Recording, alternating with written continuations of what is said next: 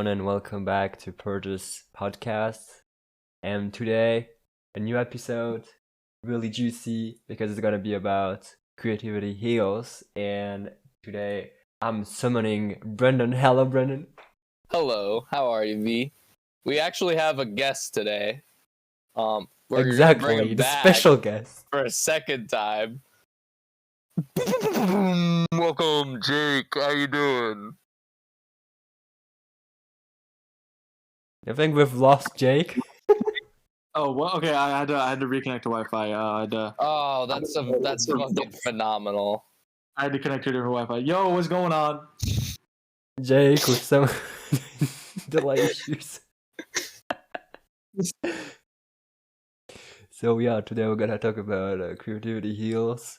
And each one of us is gonna say something juicy about how creativity has played that role in our lives, because it was really important for me, especially after such an intense Molly experience that I've touched upon already in a few episodes already before. And we're gonna start with Jake because he's the guest today.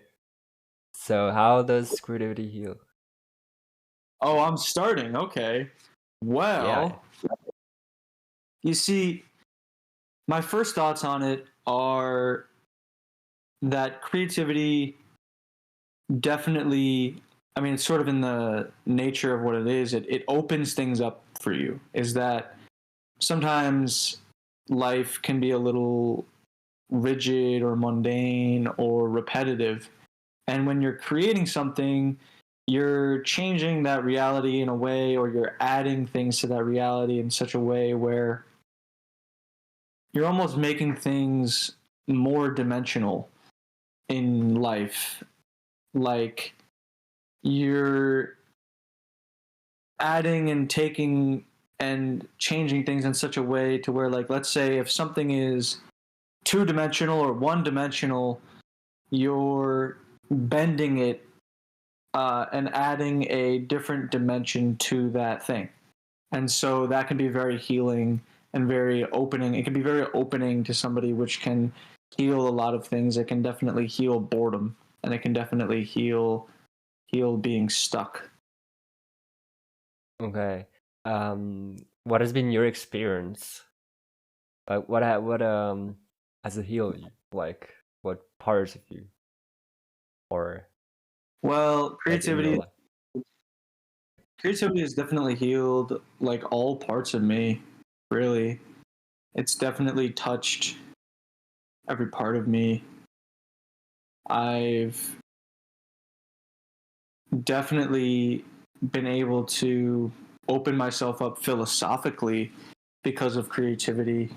I think that a lot of creativity has taken me down certain avenues and really filled me up philosophically in ways where I can question things in different ways, and I can see things differently and put it up to different philosophical analysis.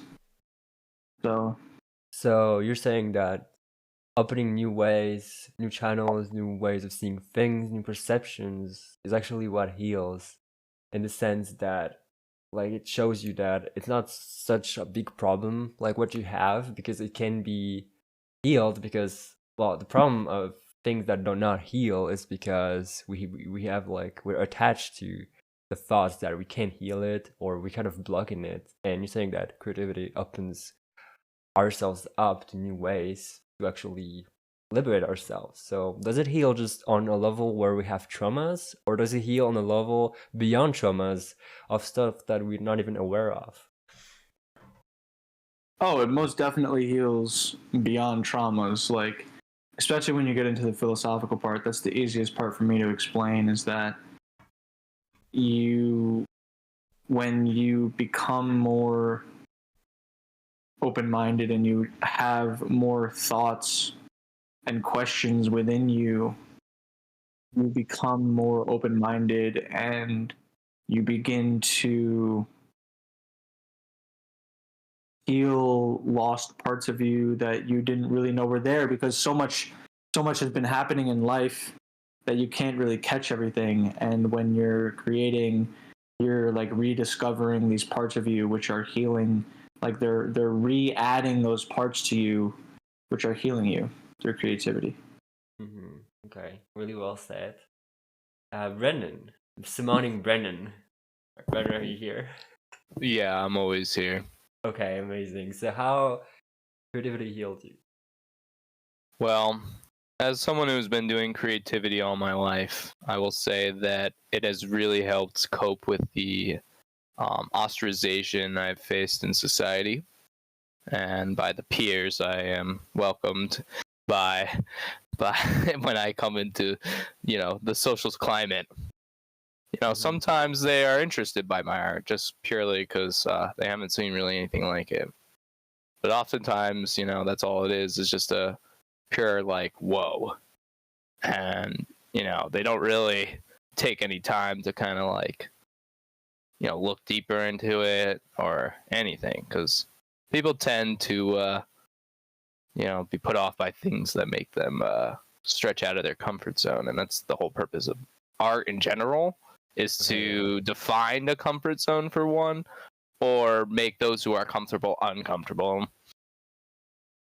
So, I mean, it's comforting the disturbed, and is what I meant by, creating a comfort space. So I guess what I'm trying to say with this is that it's helped me guide how I deal with these things, and integrate my understandings of like how they impact me and how these things make me feel and what kind of thoughts are going into this experience. So you're basically embellishing on what Jake has been saying in another way, as in you gotta be uncomfortable in the comfortable and vice versa, which is basically just opening yourself up to new perceptions. Yeah. So, yeah, just another way of saying it, which is really, really cool. And the last thing you said, what was it? The last thing I was talking about was the fact that like depending on like what kind of things are like, I guess, like the energies that are inside your field that are playing out, it depends on what you express from those, and how you express those things really go into the healing process of art. And I'm sorry, I feel like I'm about to cough. Holding it back right now. By experiencing it fully, so that's why you're saying that you have to like experience the stuff to the maximum without. Well, the thing that I've been experiencing with art is that you don't really have like, if you put any limits, because we've like really conditioned to think that we have to put limits to stuff. For example, like especially because of today's world. And sometimes my mind just plays out in this way when I create something for art, for example, just like, I don't know, a repetitive pattern, for example, I put, I don't know, drums or something. And at some point, I feel like it's too repetitive. And my mind just kicks in. I was like, yeah, but you have to make it more repetitive, but in another way. And sometimes, like, no, I have to make it more, like, different, And I think it's really important that this heals, because it actually, like just opens you up to what life is truly about, like being creative. So I'm gonna talk now about my experience with the Molly and all this.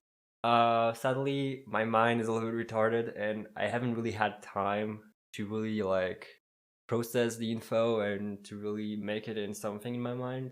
Unlike these two guys, because you guys have been into creativity for like over a decade, right? Both. Yeah. Jake? We've been into creativity for what? A decade. Decade. No, say that. A decade. A decade. Yeah. 10 years. Yes. Okay, yeah. And I've been for only 7 months or something, so yeah. It's been 7 months already, V. Oh my god. I forget sometimes you're still Bambi. What do you mean? Bambi. What's that? It's like a baby deer, but not the real word for it. Like it's a Disney movie. Okay, and but the mom gets shot. what's the meaning of it? That's my point. I know who Bambi is. That's why I speak French. Well, Where you're are a you Bambi coming with right this? now. Oh, where am I going with this? Like, tell us about how creativity has guided your Bambi experience. Oh, you're talking about your inner child. Yeah, how's your That inner has been shot, yeah, by child? the And, molly, yeah. yeah, and how's the inner child healing and recovering through this creativity? And Well, the inner how does it feel to be that vulnerable? well, the inner child is really fragile as of now. Like because of that experience, obviously. It was more fragile, but it's recovering slowly, but it happens, you know. Sobriety is really the key for this. Like I've tried a bunch of things, but like I can't even like drink green tea, you know, because it just makes me restless. But the smoothies, yeah, that's like you stay sober, you know. So yeah, use smoothies to make art. We've talked about this already. How the smoothies just they proof, you know, proof your art. Ramp it Well, up. I was eating one before this podcast, by the way. The smoothie? Not anymore? No, I finished it. Dude, why don't you take your time? The smoothie I take is like for a whole day. Bro. You just eat like the 2 liters of smoothie in like 30 seconds. 24 ounces of smoothie in like 3 minutes, yeah. It's not a binge drinking competition. I'm a consumer. Yeah, Yeah. that's all. Huh? Just wanted to say I'm a consumer. That's it. Yeah. Alright. I just wanted to show off my impressive smoothie drinking skills. All right. So, my Molly experience. So do you have like concrete like questions so I can answer it more? Yes, More I can precise help way? you guide this discussion. Because I might just jump from beginning to end, like. Well, and, okay. I guess the either most way. important parts that you should focus on, V, is like, how did that experience like project you or propel you into creativity, like full send? And then, like, secondly, after that, like, how was like dealing with that like recovery afterwards? Like how did that play into how the creative process like went, and like, you know, how does Okay, that so differ from now? the first part was that was like I just was physically forced to do creative stuff because I was just literally like sitting in the kitchen and I was like I had all this really excessive Molly energy. I still have it, but it's on like subconscious level. Like I still kind of feel it in my brain, but it's not really active unless I do any chemistry that would activate it. Like anything basically. Even the apples or something, if I eat too many of them, like kind of activates that energy. That's why I gotta be really careful what I consume because I'm like super sensitive to all this stuff. For example, when I go to the supermarket, if it's too packed, yeah, I'm just feeling really restless.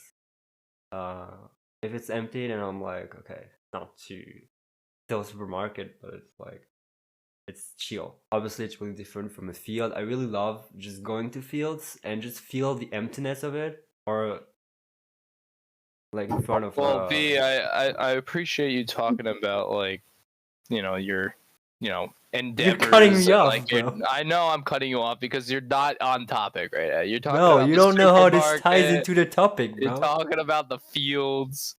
You don't know how this ties into it. I don't talk about the supermarket when I'm talking about art.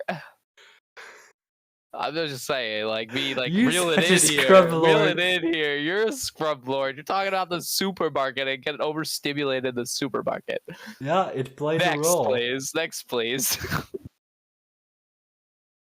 Jay, can you ban B for like 10 minutes, please? Jake's gonna be the moderator. Yeah. Maybe So the what do mod. you need me to say? What's the question? No, there's no question. I want you to ban B. It's been annoying. Well, Brandon, you need to let him finish. You need to let him make his point. What are you doing here? I get that. Brandon, the jester. But he asked me to help him stay on track because he didn't want to go from the beginning to Oh the my end. And then god! for I some thought. reason, he's talking about the supermarket. God No. forbid, oy vey, I try to help out him.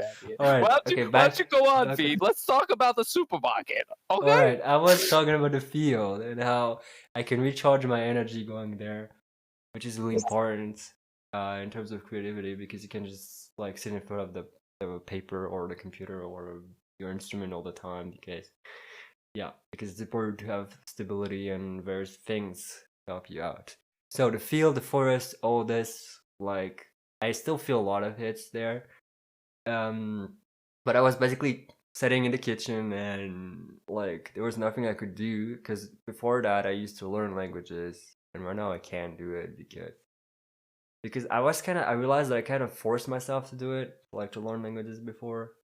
Whereas like I was like learning stuff that I wasn't interested in. And right now I can't do this because the flow of life was like, no, you gotta be into art. And I'm like, okay. So my brain still kind of processes that. Sometimes I'm like, I go back to languages, but it doesn't work. And my point of that is that I was sitting in the kitchen and like I saw this notebook and I was like, hey, my friend actually draws. So I'm like, let's try to draw. And the drawings at first were really monochrome, like really hideous.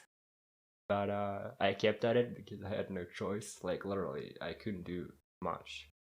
Like I had to move also a lot because of the energy, and then it kind of got more stable. And that's where the habits, well, after like maybe a month or two. At first, for the first month, I don't think I've done anything in terms of like creating stuff. Maybe a few drawings. But then I started with music. I don't even remember how I got into music. I just was like, oh, I have this actual application called LMMS, which is a DAW on Linux because I use it Linux, and I found it and I was like, hey, maybe I can try it out because I tried it various times before the monthly, and it didn't work. Like at first I was like, oh, there are too many plugins and all this, and Well, I used to get yeah, lost. you tried doing music and art before this Yeah. experience. Also, Do you want to yeah. talk about the difference between those two, like before and after? Yeah, because you were into drawings and stuff and well, just visual art. I tried like a few times like to draw because I was like, oh, it's drawing, so I'm gonna draw too, you know? But it didn't work out. Like I wasn't motivated to this. I was basically on that consumerism vibe, and that's basically what it did. The mall just flipped my life over, as in the now. I can't really consume much because I don't care. Also, yeah, you could say that the Molly kind of, um, you know, how do you say? What's the word? Was it like fuel, maybe, or like No, I want to talk about neurotransmitters. catalyst? A catalyst? Is that what No, you're? that's not what I want to say. No, like it reduced the amount of serotonin or something. You know, I mean, it made me Oh well, it unstable. most certainly did do that. Yeah. Yeah, but the funny thing is that it did that because it's like generally known that like Molly like acts on these transmitters. But the thing is that, which is really interesting, by the way, that I don't care about like I don't need the serotonin in a way to be creative, you know. Whereas to consume stuff, I need the serotonin. So that's still something I'm like really analyzing in my brain and my experience because it's really interesting and well, obviously against what has been like scientifically proven or whatever on that like science thing. And that's why like I don't know why for now why am I interested in art and I don't need like the serotonin. Why do I flow with the art, you know, and not with the actual consuming of stuff? I think that's because like we are creators, and so whatever we create, we don't really need that, you know. Like for example, a lot of artists like they're just addicted to drugs and stuff, and they don't really need, you know, to be like sober to do stuff. Like, what do you think, guys, about that? Oh, the creative process, sober versus under the influence? No, like the serotonin related to being creative and consuming. Well, Jake, do you Yes. do you want to talk about this a little bit, or are you gonna let me rip? Oh, you can rip. Ah, thank the Lord. The heavens have shined upon me. Wow. Thank you, V, for choosing me for this question. I feel so honored. I summoned you. Okay. Well, I don't want to say a bunch, but to be honest, it does play a role because I've expanded that capability within my own brain through the use of THC, Delta 9, and, psilocybin, and, LSD, for You have sure. to give the full name, bro. Lysergic acid or dimethyl acid. No, I messed it up. Lysergic dimethyl acid or whatever. Lysergic diethylamide.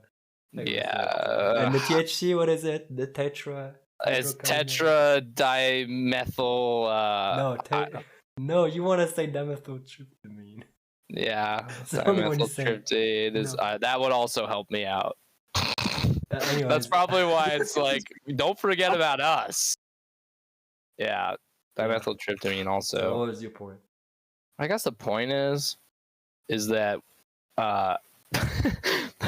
what is the point? Psych helped you out for creativity. No, yeah, it should be helping me right now make a creative answer, but the best I can really say is that it pointed my consciousness and awareness to a lot of different aspects of reality that I wasn't formally aware of beforehand, and through that remembrance of what is, I've come to realize that when you're messing with your serotonin, you're messing with like your own personal reality and how you interact with it. So I guess what is really cool for me personally is like I'll be able to see like how a lot of imagery will mesh in and out of each other, like in my visual art, and that's what I mostly go for, is to try to make like my art feel like it's moving or breathing or living or changing and morphing. And that's generally the consensus of what you experience while expanding or increasing the threshold of the serotonin transmitters within your little noggin. Okay, but that's like more like a third perception that it's giving you. What about sobriety? Do we need the serotonin fully like in the brain? Well, yes, I would say that you need an ample amount of serotonin, sober even, without ever taking any other chemicals, whether them being artificial or organic, just any neurotropic or physically to be creative. Like those things, like just without those, the sober state without serotonin is generally a very depressed state, which many artists do fall into.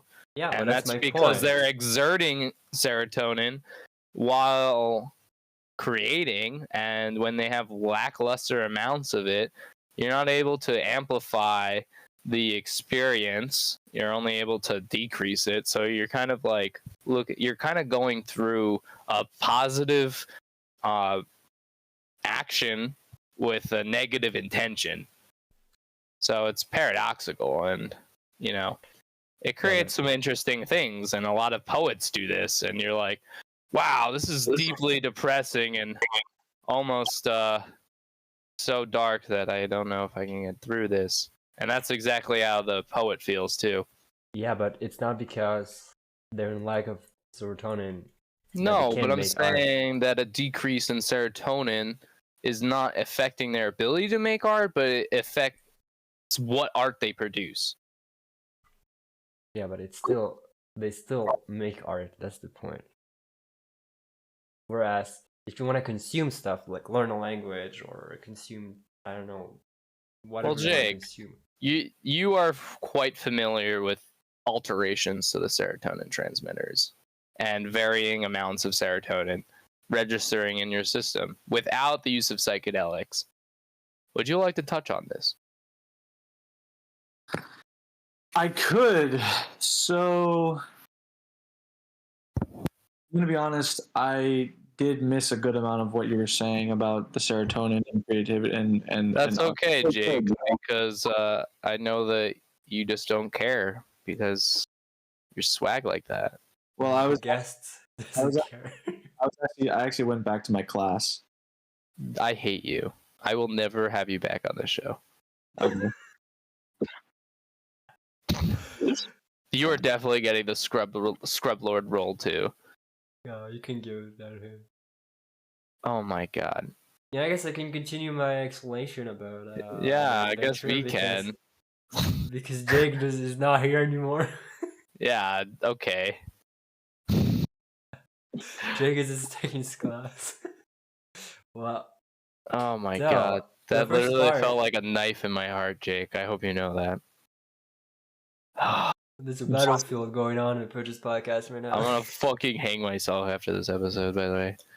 So Sorry. I answered your first question, which was how was the switch between being not creative at all to being creative and not, and I embellished it with the serotonin and how I went from consuming it a lot to not consuming much. The only thing I consume nowadays is like new genres of music. Like for example, if I want to make a new genre or explore a new genre, I don't go on YouTube and I don't like write down how do you make this genre. No, I just like I just type the genre, like a playlist of it, and I listen to it and I draw at the same time, and then like I don't know, soon enough I just find myself making the genre. So yeah, that's funny.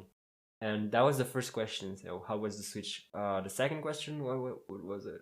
Yes. Well, I was asking you, how did the transition to creativity like help you cope and like heal from that process or that experience? Whereas when before you weren't doing art, and like, can you talk about that? Well, it's still pretty fuzzy in my brain how they all like kind of ties together, because I can only like kind of create at the moment. I don't think I have like enough hindsight or perspection on it. I can try, but like, do you have more specific questions? Yeah, I do. Why did we invite Jake to this episode? All right, I can go. My second question I don't is, feel. well, I'm sorry. I'm just, okay. What did the creative process do inside of your psychology while you were dealing with the pain, the turmoil, the crisis of your consciousness expanding and exploding and disintegrating after this experience? How did creativity formulate a solution? How did your being resonate with that message, and what messages is it trying to share from this learning experience? Oh, I already answered all that. I got forced by God to do that. Huh? God forced me to do this. Like, I didn't do it. Like, that's my point. Okay. Because that's the message. The message is God made you do it. And the message that God's best magic trick, is that self-will is an illusion, and that's it. So freedom of choice is an illusion, and Yes. everything is determinism, is what you're saying. No. What is the last thing you said? What is this word? Determinism is Yeah. like pretty much it's all God's plan, and like you decided to take the red pill and you made that decision that you would take the red pill, and you never had another option to take the blue pill because you always decided to take the red pill, and that's why you Okay. always decide to take the red pill, and so on and so forth. Right. But Is that what you're saying? Yeah, but it sounded a little bit too like sipped in ego.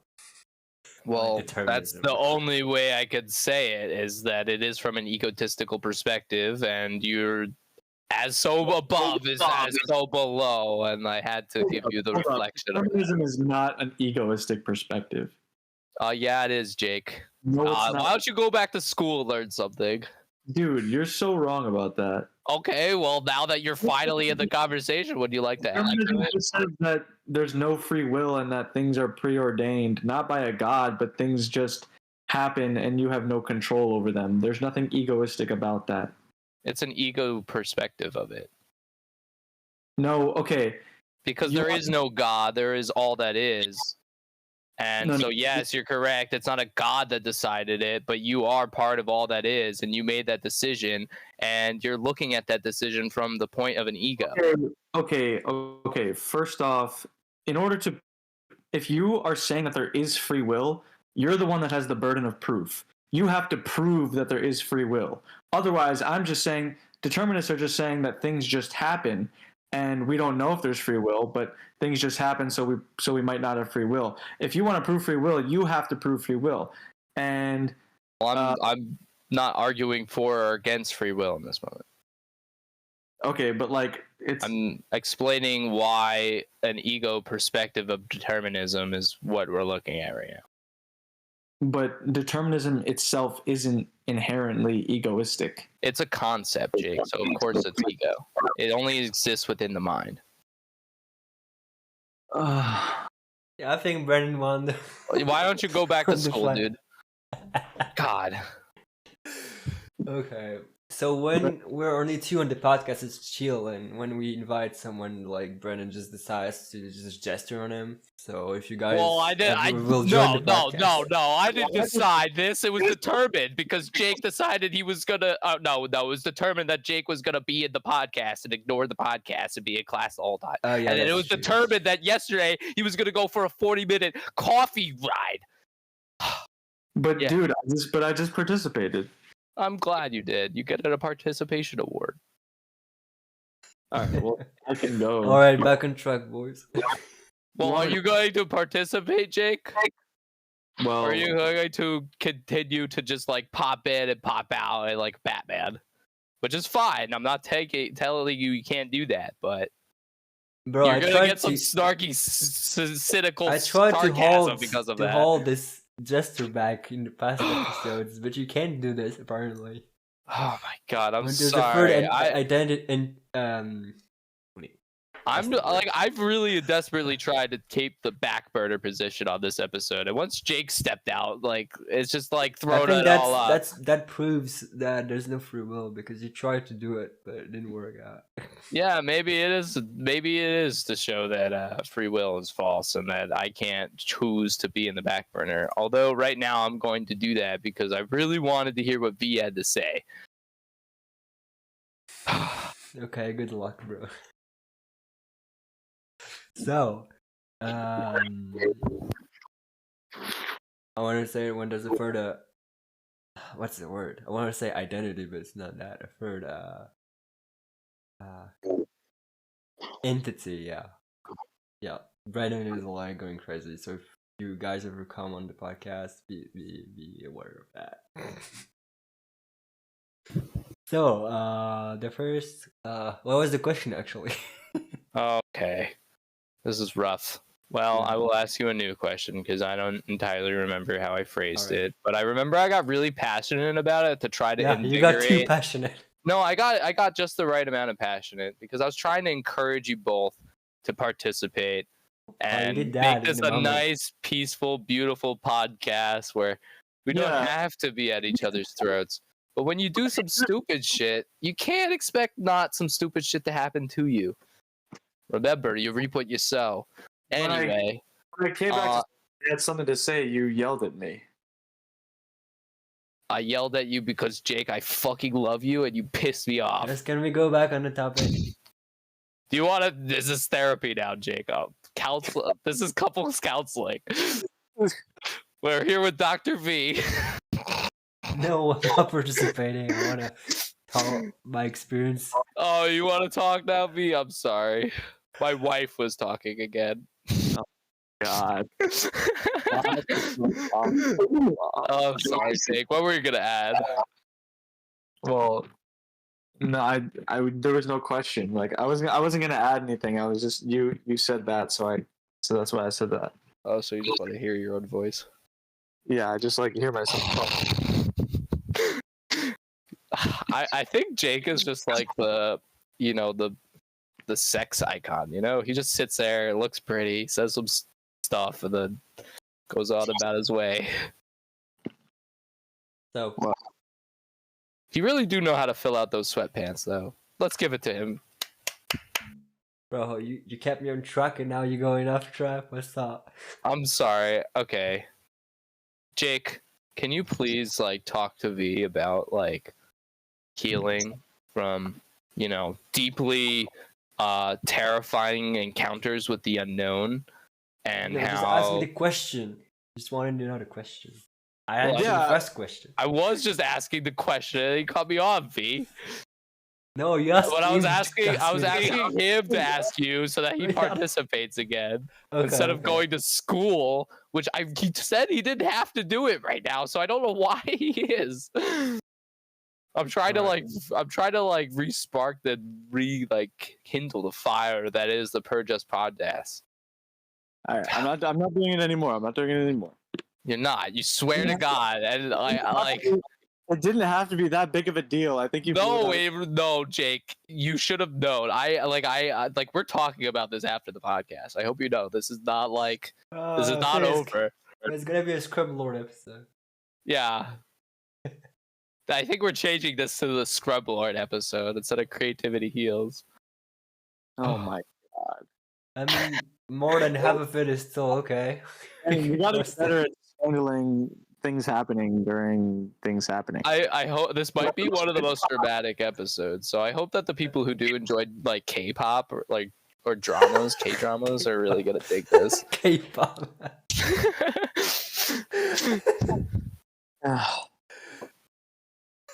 So, Jake, Valentin, my boys, my pride and joys, my beautiful companions in this walk of life.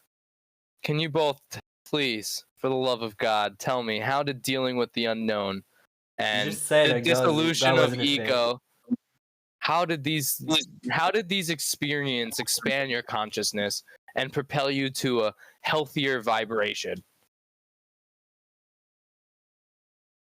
Wow. Jake.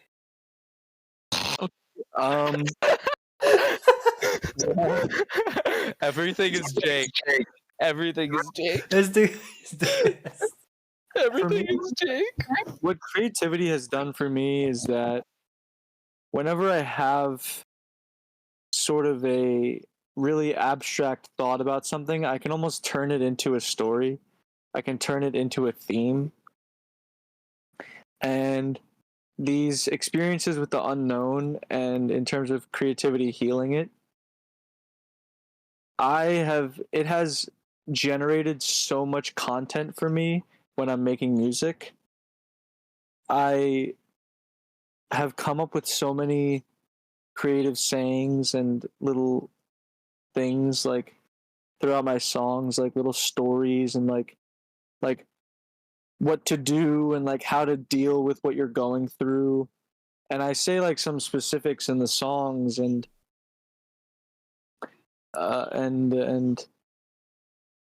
is it that sense or impression of free will that actually frees you from the knowing that you don't have free will through creating whatever?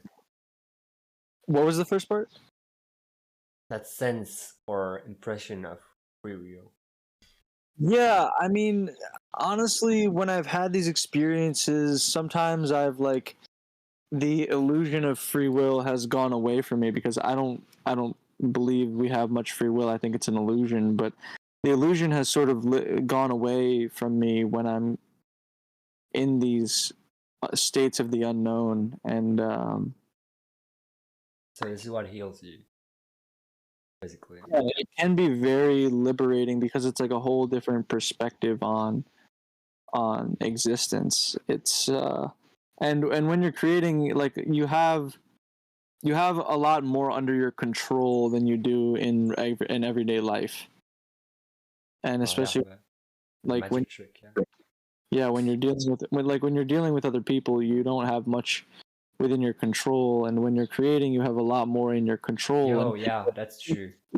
yeah, and The having that control is very empowering, and it can definitely heal really anything that you're going through. Yeah, that's something I've been writing a lot in my notes. That seeming, you know, like sense of control or like lack of free will. I've been writing a lot that because my mind still kind of wants to go back to languages because I've been doing this for like 4 years. So it's a really strong habit every day when I used to wake up. So I take notes sometimes, and I'm like, what really is great about art is that I've wrote that many times that it doesn't have a mind. And well, yeah, the problem, which is not necessarily problem in itself, but it's that there's the mind, and when communicate with other people, Well, then you have V, to I just take want this to serious. interject quickly with the mind and the problem Yeah. thing is that the mind is what creates the problem. The mind Yeah, is not a problem, but it creates a problem. that's what I'm saying. And that's the most We need it. problematic problem of all. We needed to experience the problem in the first place. Anyway, continue. I'm sorry. I didn't want to cut you off. I just wanted to. I didn't want to cut you off, but I'm gonna cut you off still. Thanks, Brandon. So, I think I forgot. So sorry. This Thanks is for bad. Thanks for that, Brandon. Go back to your class. Okay. I'm going to sit back and watch the professors talk now. All right, back to some stability. Both of the actual guests got roasted by each other. So great. Okay. Now Well, Diego is back on. do you remember what you were going to talk about, V? Yeah, I don't remember right now, but if I continue talking, I'll get to that point, so it's not a problem.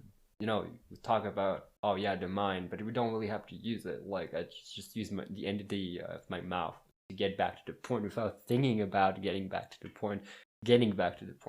So that's the point of it. That was beautifully said. So I could actually use my mind and be like, okay, I should remember, But what's funny is when you let go of things that you want, then you get them back, or you get more. So yeah, that's another funny point of life. So, but because I'm saying it right now, it doesn't come back. Well, one topic I wanted to touch on is that we experience entropy in this reality, or the illusion of entropy, if you want to say that. But the passing of time is occurring, and age will affect our physical beings. And with that being said, I think that's one thing that all of humanity is dealing with, and one of the reasons why people create is to, cope with that experience and immortalize, right? Well, it's not immortalizing. It is if you are doing an icon or self-portrait or published work of an identity. You don't need to have the intention of it. But some of these works are eternal, like Shakespeare, for instance. We don't know Shakespeare's real name. We don't know if Shakespeare was even a man. But Shakespeare is well-renowned and known throughout the world. Like that. Define eternal, though. Eternal is outside of immortality. Immortality would mean that it will be always present in the physical realm. Eternal is that it's present elsewhere and it shows up in the physical realm as well because it's outside while being within. And that creativity is eternal. It's always occurring, whether that is at a physical level or a non-manifested level. But everything is creativity, so what is not eternal? Everything is technically eternal, and from our perspective, it is an illusion that it is not. So, back to my point about the mind. I remember, like the moment you started saying something, I remember. Just looking at your profile picture, the Squidward with his big head, big mind, I remembered. Because you got a whole lot of minds today. His name is Squilliam Fancy Son, by the way. All right, that's sweet. So the mind, it doesn't have a mind when I actually like draw or make music, and it's why like yeah, there's more a sense of connection with whatever is being created and whatever is being experienced, like we talked about in the last episode.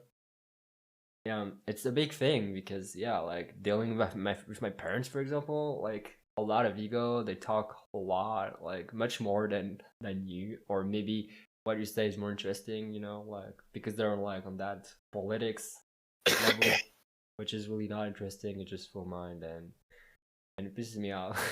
I go crazy and I do art and it's just day and night. In terms of difference. I can certainly relate to that, and I know Jake can as well. Parents are a big Controlling thing. dad? No, his dad's actually pretty chill. Controlling mom? No, just like I guess like helicopter mom almost. What is that? Like What's helicopter? Not necessarily controlling Jake. She just is always like watching supportive. Jake. Supportive, yeah, but maybe not in like the way like helicopter is like supportive always, but not necessarily like a wanted support. Only one way then. Yeah, like it's overbearing, yeah, but okay. Yeah, I can agree with that. And then like my dad is controlling. Like literally last night he came home drunk and was like trying to tell like the guy who lives with us how to make food. Like, and the guy's like 35, like. I think that's a funny note to end the episode on. So I guess creativity is finding the limitations that you face in the everyday and how you break those repetitive cycles that incarcerate our beings in the hopes to experience what is known as freedom. Yeah. Another thing I wanted to say actually is that we all have, I don't know if I said that before, but saying it again because it's really worth it. Is that we all have like this creative juice because we're like basically the sons and daughter of like the whole creative thing. So the purge. No, well, yeah, the purge. Well, this is what it's alluding you to, yeah, but just all of it, the entire cosmos and beyond, is that it's all creative. So we have this creative juice that we carry with us, and it's really important to realize this because it can really free you, not just only with everything that we talked, but like just to relate to all of it.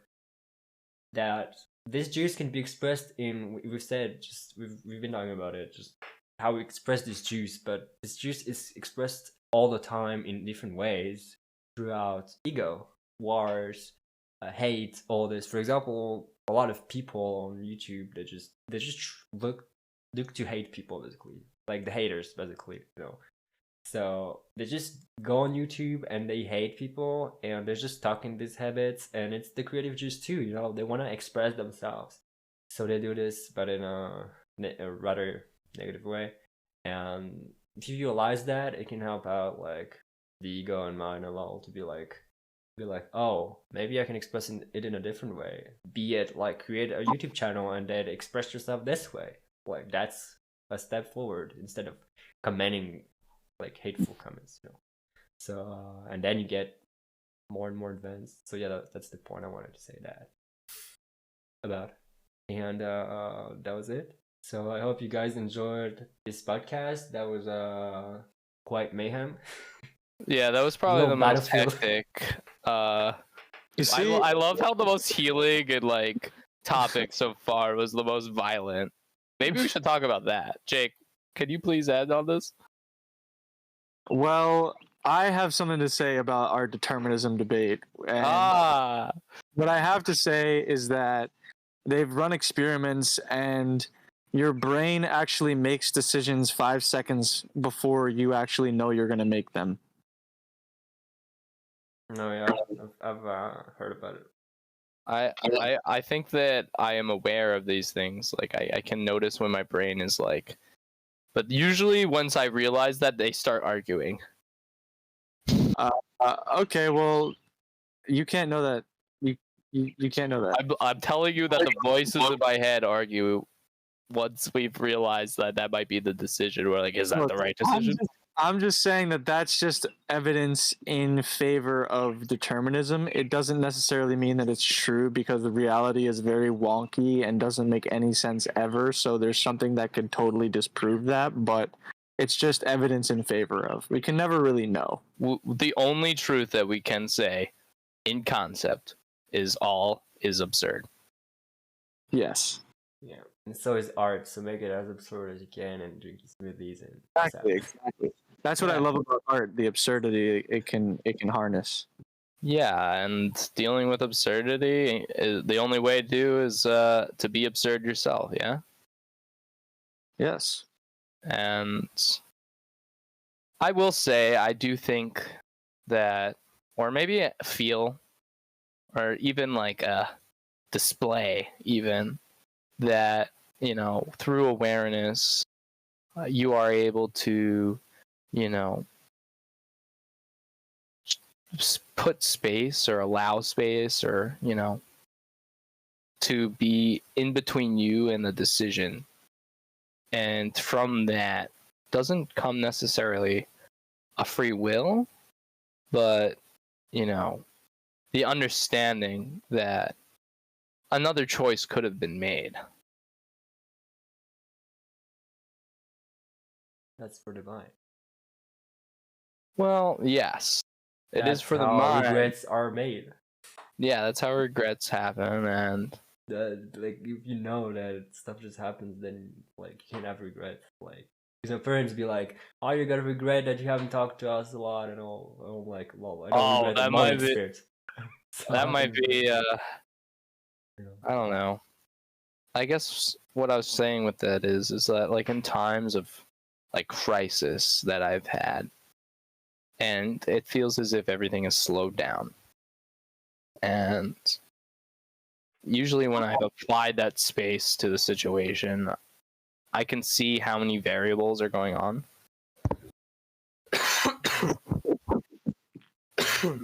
And how like those factors and causes and effects occur through an action. And the catalyst to that situation. And in this moment, like I can feel like this urge to like just scream, but I'm not going to do that. I don't know why I feel an urge to scream, but that's just like, I guess what I'm pointing to or alluding to is like the fact I could choose right now in this moment to go monkey, but I'm still talking like a person.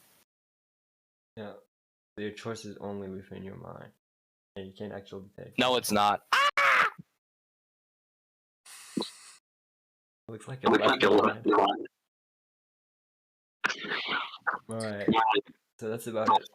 No, Brandon, that was just an urge that you had, and then your mind told you that you had that urge, and then you're like, I kind of want to scream like a monkey, and then you debated it for 5 seconds, but it was a fake debate because your mind was like, oh, I want to debate this for 5 minutes, and then or 5 seconds, and then you debated it, and then you were like, you were going to scream anyway, and then you screamed, and then you're like, oh, I actually made that decision on my own, but you didn't because your mind was already going to scream. Well, this is what I was saying when I'm telling you guys, like, oh, there's like this like dialogue going on in our minds, and then like, are we making that decision, or is that decision just being like postponed, or like? Right. Like maybe, yeah. It's just being, yeah. Right. I was displaying exactly what we were talking about. Okay. Case study. So please, Jake, please keep analyzing. So is it postponed? I don't know. Is that actually what makes up the whole time experience illusion, that everything's postponed because we hold on to things? That's true. Wow. That's a cool question for the audience. Yeah, that was actually way more deeper than I anticipated.